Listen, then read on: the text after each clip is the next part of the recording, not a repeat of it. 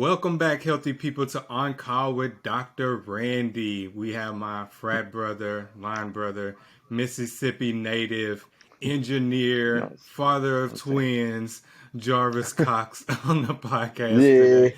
What's up, yes, yes. Cox? How are you? What's what's going on? What's going on, Dr. Randy Watson, Dr. Randy Hines, man? What's going on? Thanks for having me on. Nothing much. I appreciate you being on. What's it like being the father of two twins? Whoa, man, it's a totally different scenario for my life, man. It's two of everything ish, but they have totally different personalities, man. My little guys, Jason Camden, are super cool, different personalities, always super funny, and it's always a good time around here. You know what I'm saying? Me and the wife always running behind them, the dogs get chased after, and everything like that. So always a fun time. Right. You said they got different personalities. What kind of personalities do they have? All right, the older one, I call it older one. He's on, he's older by like a minute. Right. All right. He is a little bit more outgoing. He's louder for the most part. I didn't even call it characteristics, physical characteristics. His hair is stringy and curly, and he's a fair complexion kind of deal. And he's kind of tall for a 2-year old. But personality wise, like he's funny. He likes to roam around. He screams and yells a lot. Okay, so Camden, the younger one. He's a little bit more reserved, standoffish. He has to play you out a little bit before he warms up. He'll mean mug you. He has a resting baby face. I call it that, RBS, a resting baby face. But super smart. He talks a lot. He was the first one to walk, first one to talk, first one to eat. Yeah, he was the first, even though he was the second baby. So love Right. them both. Any one of them in particular stay underneath you the most? Uh, not really, but yes, my wife gets it all. Crystal gets all the love. They stay under her, but Camden, the younger one, gravitates more Mm-hmm. towards her and actually looks just like her. And Jace looks just like me. It's kind of weird, but Okay, love so it. they balance it out easy. Hmm. That's good to hear. Hmm. So We I each got a got baby. Jarvis Enough of on. So I got Jarvis on today, a part of the series. I'm too young for this ish. So I have it. certain friends who have been diagnosed with certain conditions early on in life, and Jarvis is one of those friends who has been diagnosed with a condition called MS that I explained at the beginning of this podcast, gave some background information on that. And he was diagnosed early on in life, so I figured I'd have him come on and talk about his experience. So, about Yes. how old were you when you were diagnosed?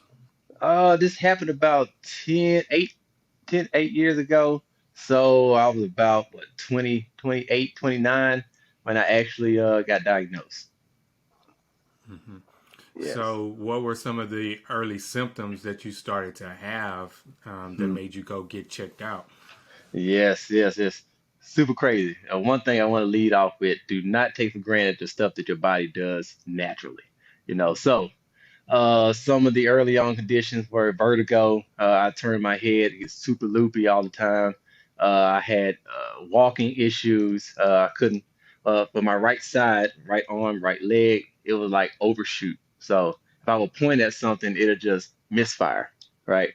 And if I was running, Mm. my legs would go and then just raises up and kind of throws it off. So gait issues, coordination issues. Then it spawned into I couldn't talk good. Like my tongue was way too big and my speech was off. Uh, that was happening. Mm. The vertigo and the gait issues and the coordination. And I also had some memory things going on as well that I didn't really catch on to until they told me what it was. Right. So Yeah, what kind of uh, memory issues were you having? really just basic things like remembering phone numbers. And it sounds like old age kind of thing, but remembering phone numbers, Mm-hmm. sometimes names, can't complete sentences. I like to pride myself on my vocabulary, and when it was hard to come up with words, just even small things, right? So yeah, symptoms were horrible. Right. So at this time period in life, like, where were you? Were you still in the military? Were you out of the military yet? Like, what is your life situation like right now? Man, the crazy thing is, okay, I got out of the military 2012. I got diagnosed in 2014. In the military, I was super hooah, that's a military term. High speed, I was very physically active, master all my PT tests. Okay, get out of the military, get into my job here in Dallas, start working. That's when all the issues started coming on. Started doubting it. I think it went on for about 6 to 8 months before I started to do something, but I was well on into my professional post-military career. So what made you finally go get checked out? Crazy thing, one of my coworkers, or more so my boss, he was going to see this neurologist for some issues he was having. Uh, of course, I was having these memory problems. I was trying not to have work problems too, right? So I had to make Hmm. sure I reported this to my boss that I was having these issues. So told it to him, say, hey, I might have some stuff going on with my mind. And he was like, hey, you ever thought about going to see a neurologist about this? I'm like, huh, not really. But hey, yes, you got any recommendations? He referred Hmm. his doctor to me. Went there. They did the test, came back. It was like, oh yeah, you got MS. What? I got MS? No, no, no, no, no. Mm-mm, I'm healthy, right? Hmm.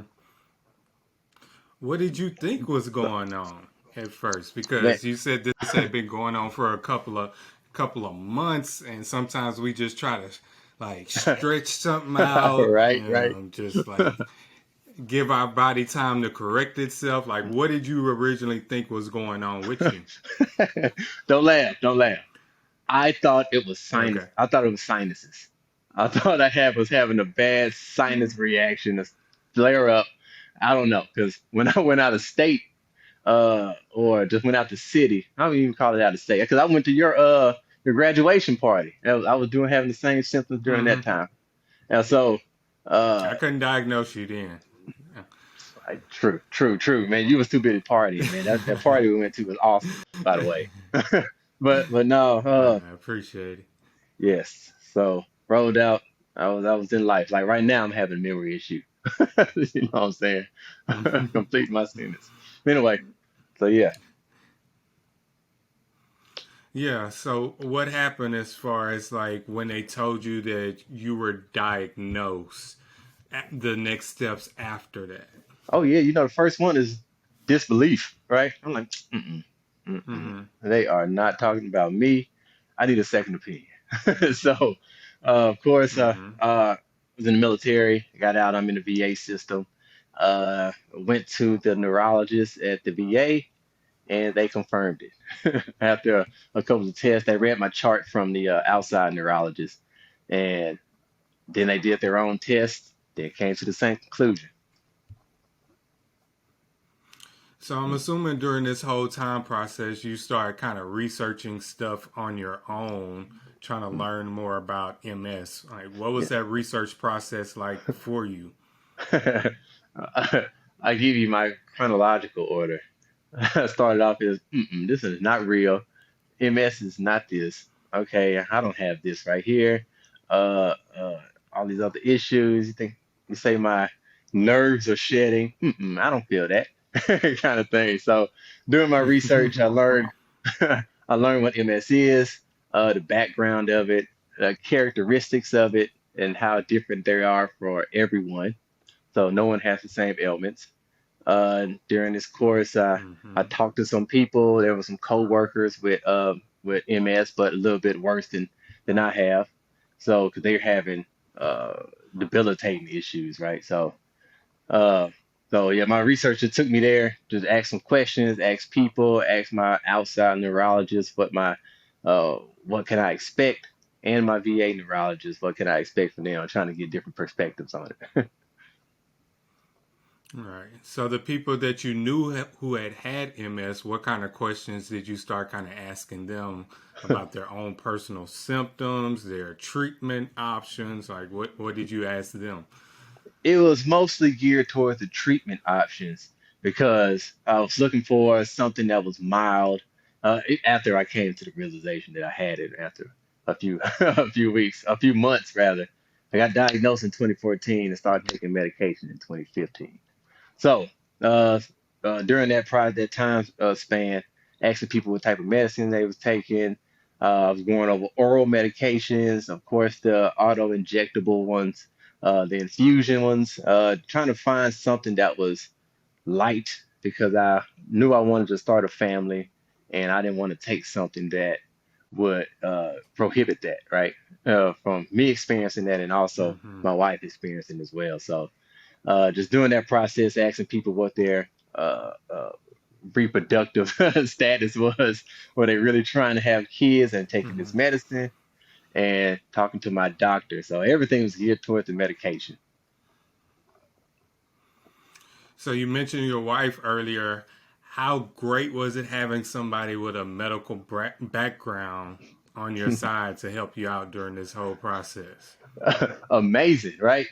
Because again, talking about the Hmm. medication, the pharmacist, and and she Right. knows everything, right? In my mind, that pharmacy can take.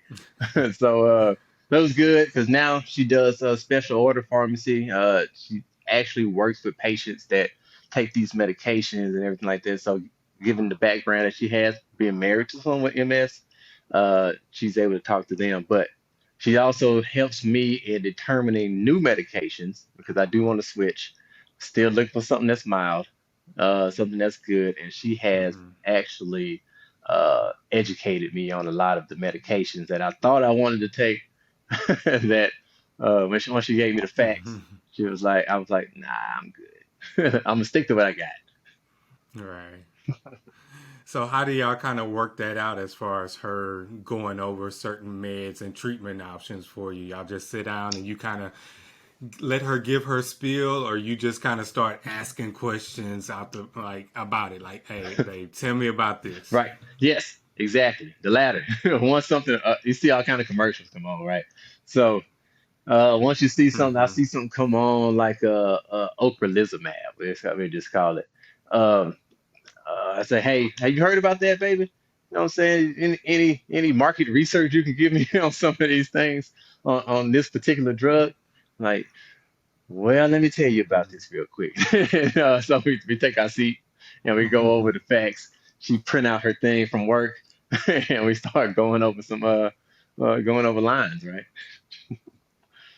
It's a give Hmm. and take kind of thing, right? So at the big, right, right, right. So at the beginning, when you were diagnosed, how was that for you, like mentally, when you first kind of came to grips and to terms that it was what it actually was? Man, LB, I'm gonna keep it real, but I cried. uh, and I cried a Hmm. couple days after that, right? After they told me, because I just couldn't believe that this thing that I have heard about since elementary school, never really paid attention to it, but it was always in the background. I have this ailment, right? And uh, Hmm. I got this ailment, and shoot, it took me on for a couple more weeks. Then once I grasped onto it, and my girlfriend, my wife, which was my girlfriend at the time, she told me it's gonna be all right. We just gonna work ourselves through it, and that gave me the confidence I needed to continue on with this condition and be cool with it. Hmm. Because you, from what I've always known, you've been in shape, been active, like military, like keeping you in shape, and from Yes, going that to like my body is changing, that had to like that's a hard transition. tell me about it. Hmm. So you kind of talked about the original symptoms that you had. Did some other symptoms start popping up later on? Later on, not so much. Okay, after the initial symptoms went on, I got a steroid infusion to kind of uh, alleviate some of those symptoms that I was having. So that wiped me out for a little bit longer. Everything was cool. My memory started coming back. I was able to talk. I felt like my tongue wasn't as big anymore. I even trying stuff out like running, right, and see if that was coming back to me. So it did. All right, that went on really good until 2 years later, I had a relapse. And that relapse came in the form of double vision. And yeah, that was the biggest thing, double vision. So I'll give you an example of what it was. So naturally, your body, I mean, your mind or your eyes keep your figure like this. When I would look at something, everything would be just like this all the way around. Everything I looked at Mm-hmm. was double. So he's. Yeah. Mhm. How long did that last? To my next infusion, steroid infusion. So that was that was about it lasted for about 3 weeks. 3 weeks. Yeah, 3 weeks before I actually Mm-hmm. got it worked on because I was still trying to maintain. I thought I thought it would turn back around. I didn't think I relapsed again. I'm healthy, right? Right. Mm-hmm. Yeah. You already blind wearing glasses Right. automatically. Shout out to all my people that wear Shout out. glasses. But then to have double vision after You that, know, like, was that a gradual thing, or you just woke up one day, or just you just going throughout your day and just like bam, I double woke vision? up one morning and everything. I blinked a few times. Like you know how you wake up, it's kind of blurry vision. You know what I'm saying? You're getting the stuff out your eyes. Those things didn't come out my eyes, right? Mm-hmm. After a whole bunch of blinking, I washed my Mm-hmm. face, rubbed my eyes a few times, man, still the same way. And it's like, oh man, is this Mm-hmm. life? You know what I'm saying? At that time, did you know it was a flare? No, no, I had no idea. I just thought I needed to Mm-hmm. blink a few more times. How long before you realized it? Like, did you maybe I'm just tripping, or did you immediately like that later that day reach out to your neurologist like, hey, I'm having some new symptoms that's going on? Right. So yeah, no, no, it took a week. It took about a week before I was like, it must be something wrong. Mm-hmm. So along with the double vision, it was Mm-hmm. nystagmus, that's what they call it, right? So when I would look to the side, my eye Mm-hmm. would jump significantly, and then I come turn it back, and it's just okay, right? So nystagmus with double vision. Mm-hmm. I went to the eye doctor to see if that was something that they could fix. They prescribed me some prism glasses that I did not wear. It was Mm-hmm. weird. Okay. But Mm-hmm. yeah, yeah. I just thought it was something regular and thought I could just get overcome it about a week. Yeah. Right. So you kind of mentioned earlier about your choice in medications and worry about them hmm possibly affecting your fertility. Were you also scared hmm about possibly dying from this or being severely debilitated? Yes. The dying part, not so much, because all the things that I've read and the severity of my condition, I didn't think about dying. But at any moment, I did think that my legs could stop working, or my arms could stop working, or I can't Mm-hmm. see, you know what I'm saying, at all. So yeah, so it just depends on where that inflammation lands in your brain, right? Mm-hmm. So, Yeah, especially like we talked about earlier, being young in life, and I think you said you and hmm Crystal were yeah, just kind of starting about to get married when you were first getting diagnosed, like about to get married. yeah, You knew that you found the one for you. yeah, Like, yeah, how was yeah. that for you as an individual and as a man, knowing like, okay, I'm sick right now, body wise, and being able to trust that you found a good partner that will kind of help you along the way? Man, Randy, you gonna make me cry up in here, bro. You know what I'm That's saying? that's the Uh, goal, man. I'm trying to pull on these strings, man. Shed a couple of thug tears. you know what I'm saying? But no, but actually that turned me around right there. You know what I'm saying? That really let me know when I told her, and she was just like, okay, let me just play it this way. hit her up. I was like, hey, I got something to tell you. I know you might not want to be with me after I tell you this, but I got to tell Mm-hmm. you, I got MS and it's okay. You can hang up. Right? She was like, uh, she was like, no, no, no. We gonna be all right. We just gonna take it a day at a time. We good. You know what I'm saying? Mm-hmm. It's just something that happens. We'll work through it. And that one touched my soul. I was like, okay, she is it. You know what I'm saying? She got to be the one. If it's not, I don't know what it looks like. You know what I'm saying? Mm-hmm. So that made me feel good as a man, knowing that there is a woman out there that completely had my back through something that I know that I wasn't gonna grasp onto for quite some time. Mm-hmm. So Yeah, you called her and told her you had MS. Now, if you called her and told her you had a baby, I don't know if Crystal would have stayed I don't with know about that you. one. I don't know. She'd have left you if you had twins She- before her. With her, it, it would have been like, hey, babe, this happened. Hello? Hello? You know what I'm saying? Hello? it's like, oh no, my hearing going out. Like, no, she hung up on you. Must got a bad spot or something, man. I don't know. Oh man, oh man. So, what was it like talking to your family about that? While we already talking about to your wife, like, how did you have these conversations with like your brother and your Oh other family yeah. members? Yeah, my mom, I'm a mama's boy of sorts, you know what I'm saying? Mm-hmm. She took it a little harder than me, you know what I'm saying? So, but Mm-hmm. she still wanted to be encouraging and say everything gonna be all right, the normal mama stuff.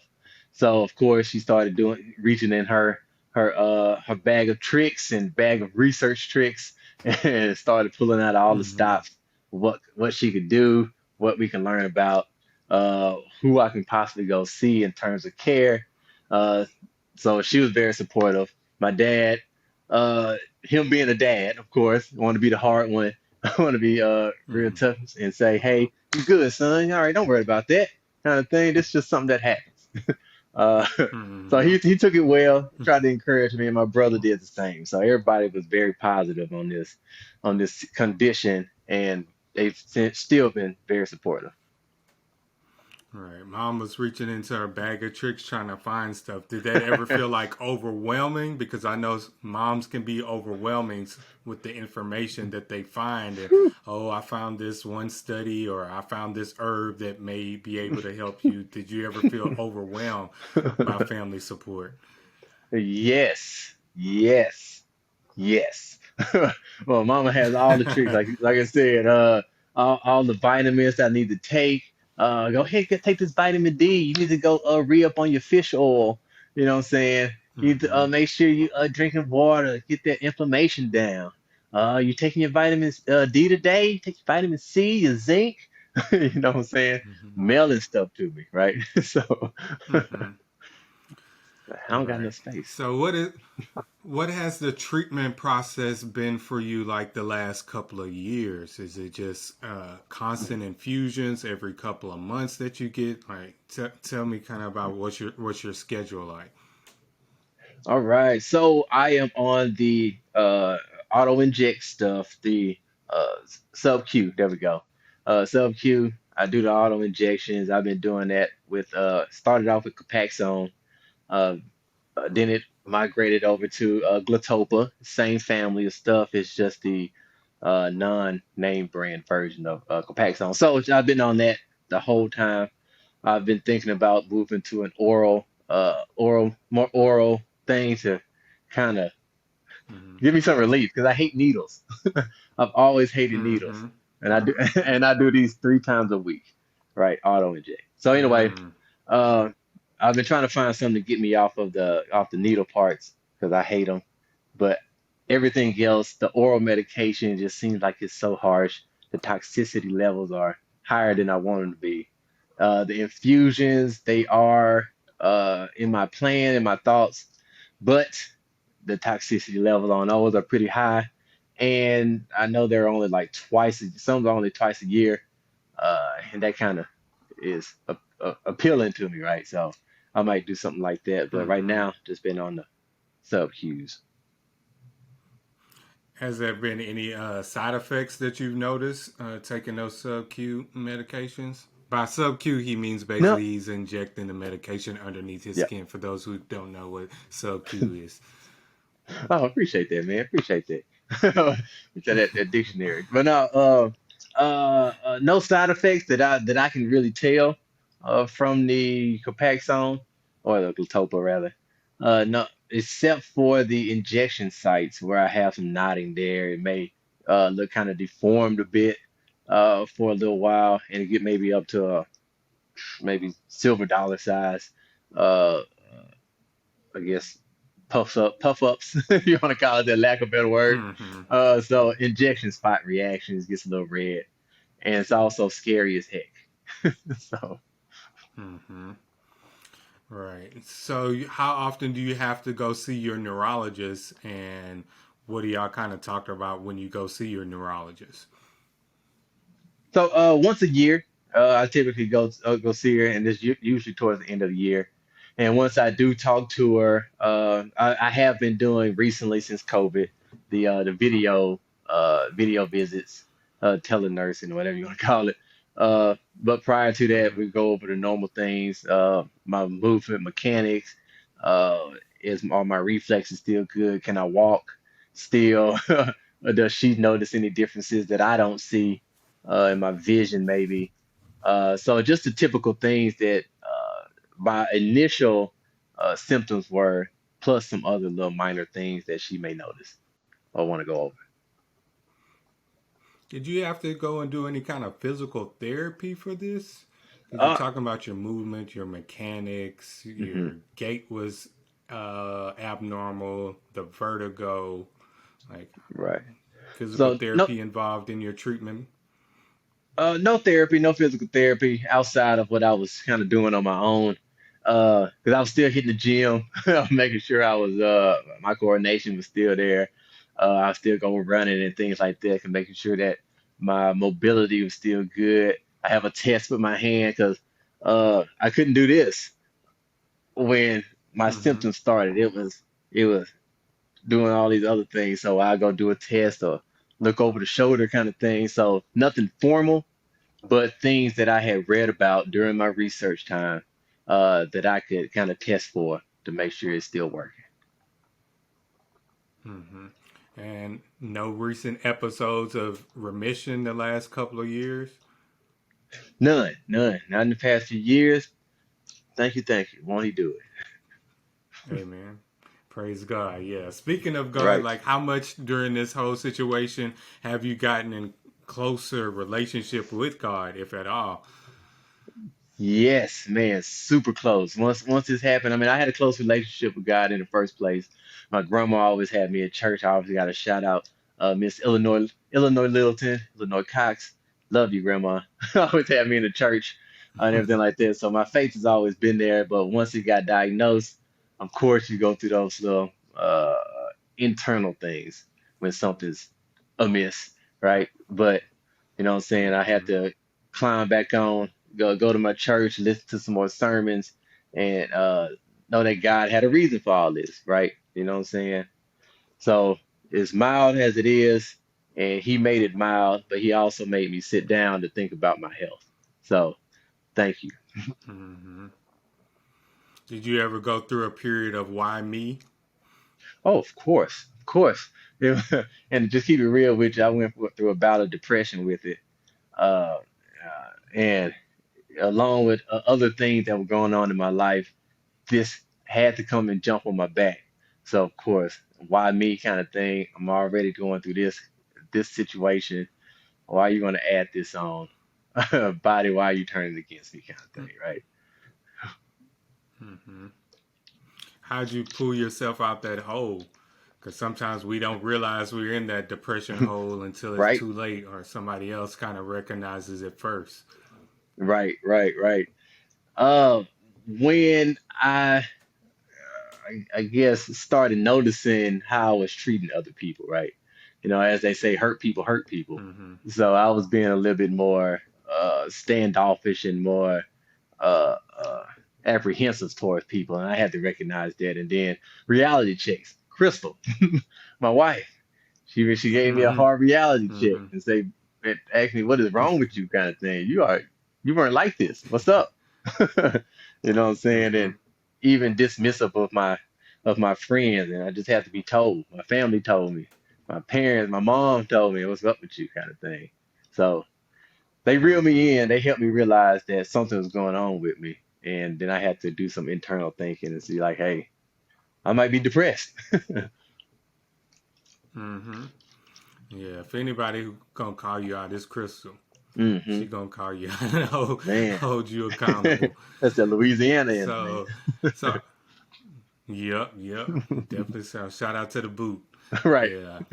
So, since you've had your two boys, have you thought about this in relationship to them, like later on in life, like them possibly being needing to help you out with certain things, Mm.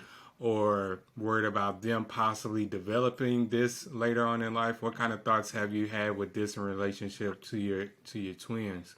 Yeah, yeah, that's of course that's always a worry because all dads and all parents want to be the one that runs around with their kids, right? You know what I'm saying, throwing the ball, playing catch kind of thing. And that's something that I was would hope doesn't happen when they start getting older, where uh I no longer have use of some type of extremity or some type of mental function kind of thing. So of course, and I worry about them if they would have it. So I even now look for look for signs of something that's amiss from outside of normal baby grow up stuff, right? Normal baby behavior. Mm-hmm. And again, I don't want to see them. If something really happens to me where I'm more debilitated or I'm out of my mind, I do not want them to see me like that. So I'm hoping that nothing bad happens going forward or it doesn't get worse to where they have to witness this. Mm-hmm. Has there been anything that you didn't expect that would happen that you could educate people on as far as, man, I didn't know these drugs were going to cost this much, the testing that had to go involved into getting an actual diagnosis.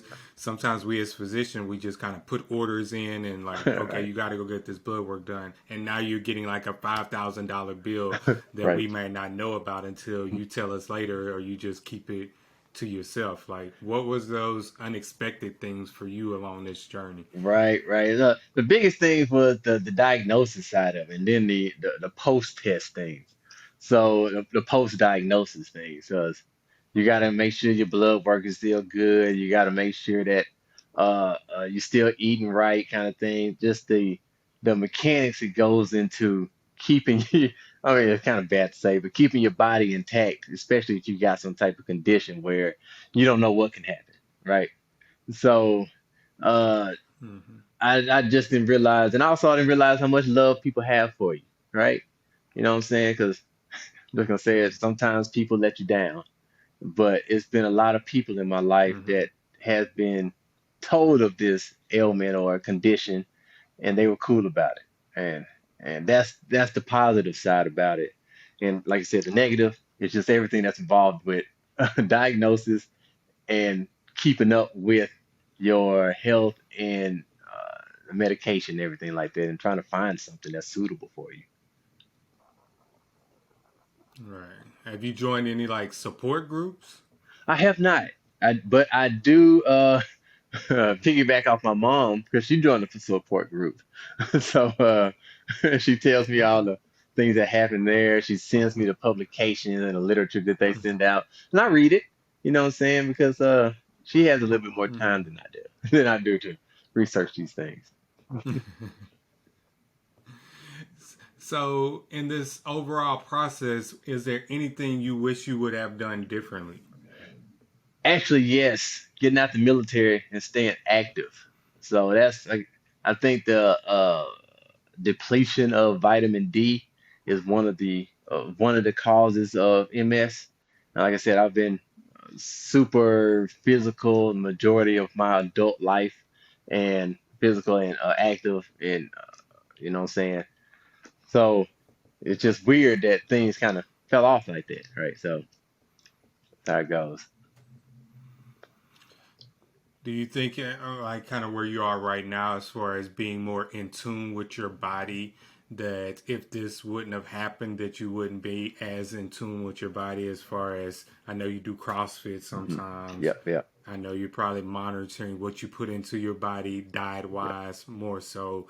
Like, did this kind of wake Mm. you up in certain aspects, even though you were doing well before with those things, but locked you in even more? Yes, it did. It did, man. Maybe for sure think about the things that I eat and my physical capabilities, right? So it keeps me on track because if I wouldn't have been diagnosed with this ailment, I would have still been living college days, eating all the snacks, all the pizzas, all the hamburgers, and and anything else that I saw that was edible. All the Donuts, donuts. donuts. Man, I am a sweets fan, bro. I love me some ice cream. I still be on the ice cream, but a little bit more tame now. And chocolate. I'm a chocolate fan. Oh man, y'all still got all that Halloween Oh candy yeah, close to the man. movie Yeah, room and it's stuff. been repurposed. It's no longer Halloween candy. It's just office snacks. Okay. Use whatever synonym you feel like is suitable for the You know what I'm saying? situation, so you get so you can eat it.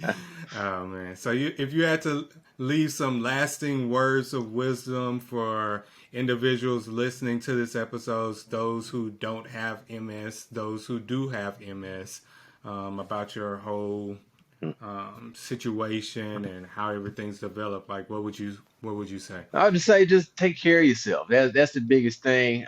Make sure you're taking your vitamins because vitamin deficiency causes all types of things.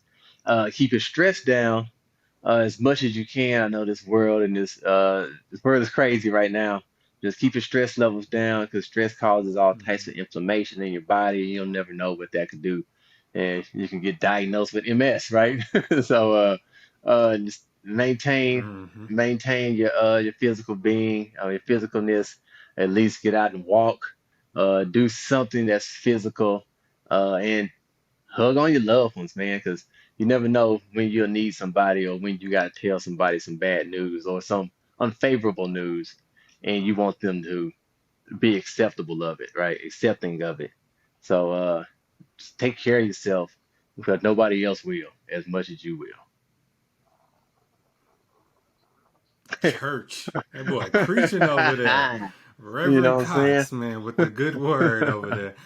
I Yes, appreciate that. yes, Appreciate yes. I appreciate that. that. So, as always, I always end my podcast with Randy's random questions. Okay. And so, I'm going to ask you some random questions as we close out. So, Let's you ready, let's Jarvis? see. Let's see what you got. All right. So, question number Okay. one. What is one word that you would use to describe your home state of Mississippi? One word, and why would you choose that one word to represent the state of Mississippi? Man, I'm gonna call it, and I'm gonna represent the state of Mississippi from Jackson perspective. I say, what's up, Jew? What's up, Jew? You know what I'm saying? Jew City, J-Town Jews, we out here, man. I'm saying.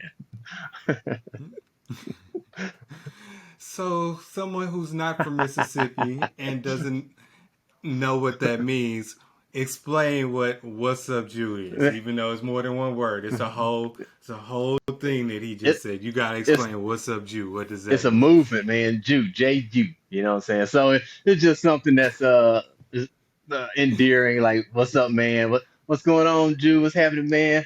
Well, it's a term of endearment. You know what I'm saying? And it can mean kind of anything you want it to be at the end. So, uh, All right, all right, mhm. all right, Jew. So we're gonna ask you the next question. Who would you most like to sit next to on a 10-hour flight, and why? You Hmm. can sit next to any celebrity on a 10-hour flight. You can sit there and ask them a whole bunch of questions. Hmm. It don't even have to be a celebrity. It can be That's a fictional character, somebody from history. man, I'll even say dead or alive. You pick who you want. man. Who would you sit next to? Okay, man. I'm just gonna be cliche with it. I'm gonna say Lil Wayne. You know what I'm saying? That's favorite artist. You know what I'm saying? He always got some jamming music. He seemed like he having a good time every time you see him. And shoot, he always got some slick and funny things to say, man. Everybody needs some comedy and some and some laughter in their life. And plus some good music, man. We can freestyle a little bit, you know what I'm saying, and jam to the classics. Oh man, this boy said cliche followed by Lil Wayne. That is not even a cliche answer. That is a To Jarvis who? answer right there. Okay, maybe, yeah, I'm sure somebody in my audience would want to sit next to Wheezy in first class We for 10 yeah. hours and sit there and freestyle with him. All right, so this is Okay. the last Okay. question. Yes. You ready? Crystal is what to you? Man, how much time you got? You know what I'm saying? Man, Hey man, take as Crystal, long as you need to gotcha. describe it. Crystal is my best friend, my confidant, my comic relief, the love of my life, the mother of my beautiful children. She makes me laugh, she makes me smile and cry, and she amazes me, and she is my everything. To sum it all up, I love this woman to death, and I would not be anywhere without her. Thank you, Crystal, for falling into my life at that Papa Do's on 75.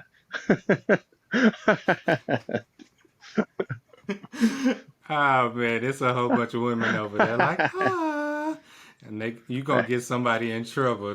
Why you don't talk to me like how he describing his wife? Like You why know I what I'm can't saying? get that? I'm a one of one, bro. Oh man, shout I'm out to Papa Papa Do's.